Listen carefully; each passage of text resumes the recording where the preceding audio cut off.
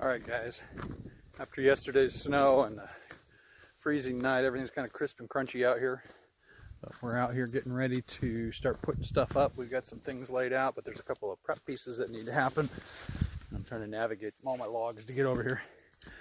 And basically what we've got is Tara is putting what's called anchor seal on this stuff. This is all freshly milled lumber, so all this stuff, probably about 95% of what you're seeing here, came from the trees on our property, and literally were trees less than a month or two ago. And so what you would buy in the store has all been kiln dried, and so there's this thing called checking, where if you look at the end of the board, there's little splits and stuff in it, and that's called checking. And that's kind of because the boards dry out quicker on the ends, because it loses its through the grain structure on the end quicker than it does through the sides, even when it's cut down to a board. So you have to seal the ends, and then ideally you would kiln dry something, and then it remains straight, or you could then further mill it to be straight, which is why you don't really get true dimensional lumber anymore, because they're cutting it to true dimensional, drying it, and then milling it further down to its finished smooth format that you're buying down at the lumber store.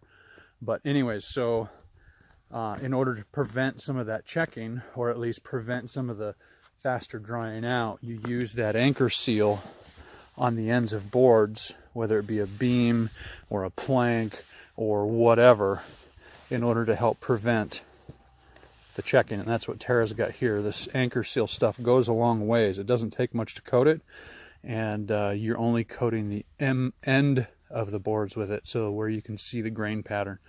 And you can see it's got a little bit of a white texture to it, kind of a white milky. Ideally we would be doing this in warmer weather, because like any application, it prefers to be in a particular temperature zone. But so we're trying to do these ends of the posts, and then our top plates for the that the trusses are going to sit on, and then any of the other milled stuff. And if there's any extra in the bucket, she'll probably go up and utilize it on the trees that I brought down that are going to be milled eventually, but I don't have a use for them right now.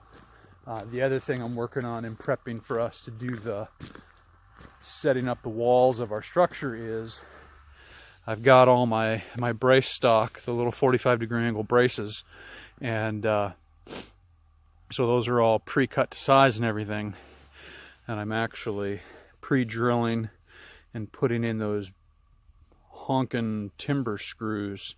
Theoretically, you don't need to pre-drill these things, but one of the things with fresh cut timber is it tends to shrink around anything that's going through it.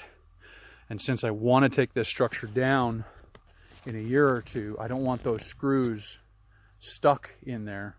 I want to be able to back them out. So at least through the cross brace, or through that 45-degree brace, I want to be able to back it out of those screws, and less likelihood of snapping those screws off or the heads off because it's going to shrink in the next couple of years, and just clamp down on those screws. But so you can see where we're at. Hopefully we are going to start putting some of these posts up here shortly. I'm about 2/3 of the way through my brace stock pile, and Tara looks like she's getting most of the way done with the posts, but we still need to do the ends of the top plates. So we'll get that stuff going, and then I'll probably go into a hyperlapse later when we start doing the posts, or just do a detailed of one of two of them, and then just the finished product. I don't know. I'm not a big fan of super long videos that show the same thing repetitively. And so anyways, you'll get what you get. So check in later.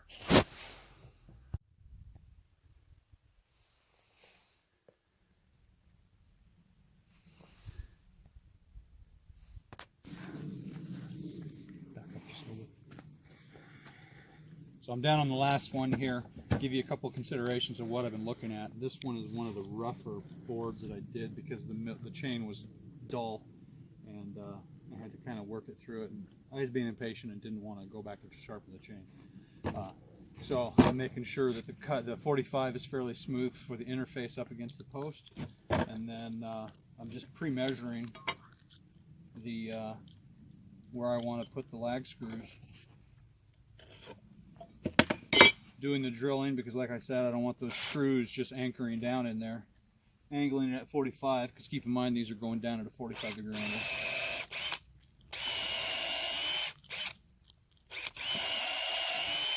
And no, my bit is not dull. It's the green wood just choking it up.